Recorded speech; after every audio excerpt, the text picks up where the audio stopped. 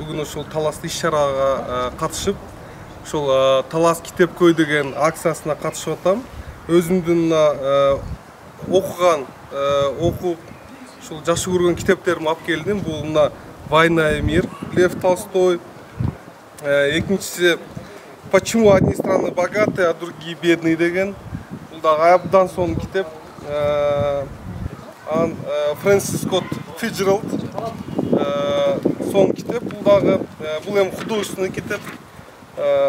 Роман «Великий Гэтсби» фильмин көрсөңөр керек. Бул жерде мына Орозбек Айтымбет «Кара кыргыз» деген, бул биздин тарыхый китебибиз. И мына Роберт Грин «48 законов власти». Бул эми саясатчылар үчүн. Ушул китептерди атайын алып келдим.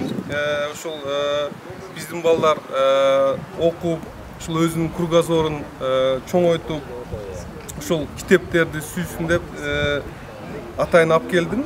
Ушуну мен мына Билимтал уюмуна берип атам.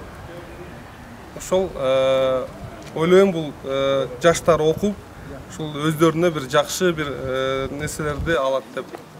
Рахмат. Истекемиз. Колубуз коюп, рахмат. Мектептерге беребиз буларды.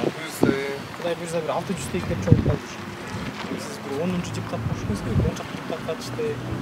Найман-Нуру фракциясы менен катышабыз деп чогулуп. Ой, ушундай мектептерде окуу китепке башка жол экен китеп. Ушуну топтоп, анан мектептин запросторун алып катышып көрүп. Отчет чакан баарыңыздарды. Игилик каалайм. Все, рахмат.